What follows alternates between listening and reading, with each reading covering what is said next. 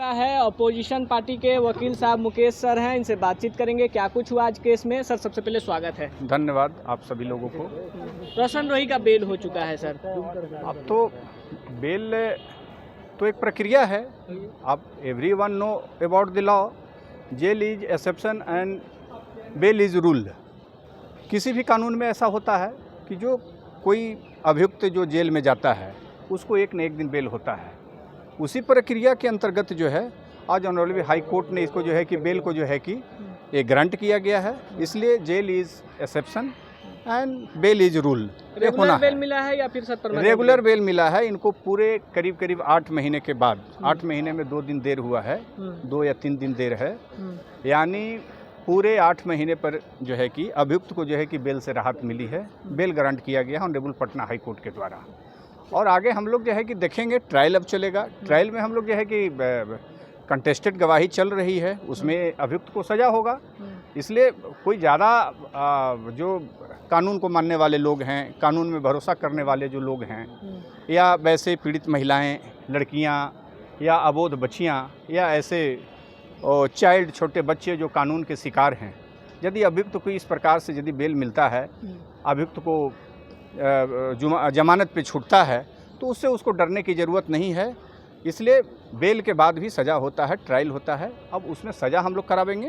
ये सज़ा की प्रक्रिया पर हम लोगों की जो है कि कोर्ट में चलेगा जब बहस, तो निश्चित तौर पे मैं कह रहा हूँ कि मैं पहले भी आपको बताया हूँ कि अभियुक्त को जिस प्रकार से मैंने बेल को रिजेक्ट कराने का पूर्व में काम किया, और आगे भी जब ट्रायल होगा तो मुझे विश्वास है कि जो अवेल रेमेडीज़ ऑफ लॉ है, जब ट्रायल होगा, एग्जामिनेशन चल रहा है, अभी मटेरियल विटनेस का अभी गवाही नहीं हुआ है, डॉक्टर की गवाही नहीं हुई है, पुलिस की गवाही नहीं हुई है। विदिन 3 मंथ्स में हम गवाही को कंक्लूड करके अगला चौथा महीना के बाद जो है कि उसको जो है कि हम लोग फिर जेल के अंदर करेंगे। अगले 4 महीने के अंदर में फिर हम लोग उसको जेल के अंदर में करेंगे। फिर मुझे आप 4 महीने के बाद आइएगा तो मैं आपको बताऊँगा। क्या आपकी client sir high court supreme court जाएंगी? हम लोग तैयारी करेंगे कि हम लोग बेल कैंसिलेशन सुप्रीम कोर्ट में फाइल करें, क्योंकि हम लोग किसी भी कोर्ट के ऑर्डर को हम लोग जो है कि कानून के नज़र में उसको जो है कि एक्सेप्ट करते हैं। क्योंकि किसी भी जुडिशल जो प्रोसेस है उसमें ऑनरेबल हाई कोर्ट का बेल चूँकि ऑर्डर है तो उसको हम लोग स्वीकार करते हैं, हम लोग एक्सेप्ट करते हैं। लेकिन हमको चैलेंज करने का अधिकार है।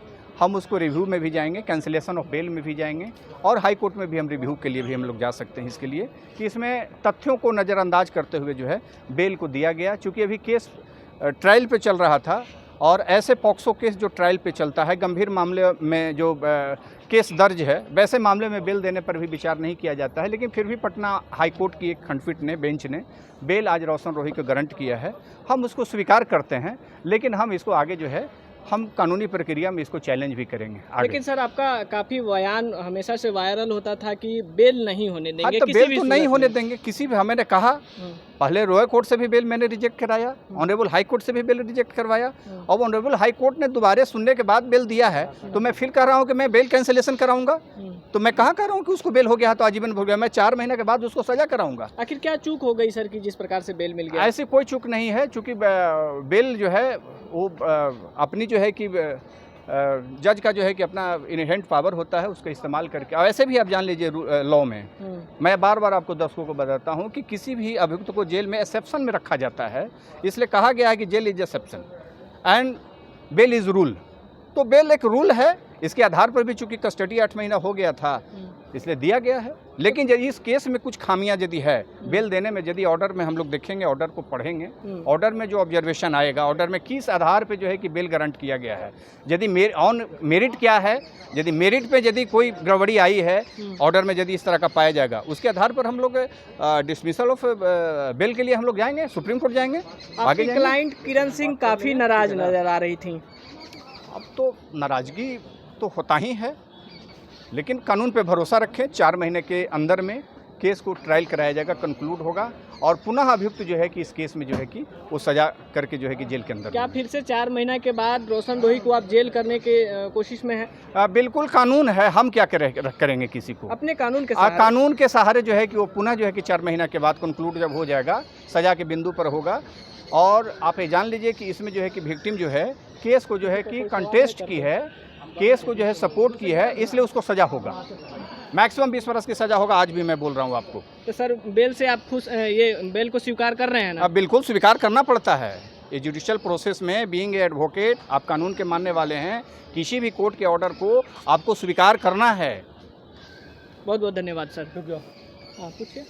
सर देखिए, उनका जो रोशन रोहिया है, उनके जो पूर्व वकील थे, आप जैसा बोल रहे हैं कि वो अभी वकील नहीं है। नहीं, अब इस केस में वो नहीं है। हाँ एक शिवानंद सिंह हैं, वो इस केस में शायद सुप्रीम कोर्ट से हायर करके लाया गया था इस केस में, बाहर के वो कह वकील रहे थे थे। कि आप लोग देखिए उनको बहुत मिस गाइड किए थे, उनके जो सहयोगी थे किरण सिंह के, जो उनको मिस गाइड किए थे कि उनका जेल हो जाएगा 20 साल का ये, और वो ये भी कहे कि कोई साक्ष्य प्रमाण नहीं मिला, इस आधार पर उनको छोड़ा गया। नाबालिग का कोई साक्ष्य प्रमाण नहीं मिला था। अभी तो ट्रायल चल रहा है, तो इसलिए ऐसी कोई बात नहीं आई है।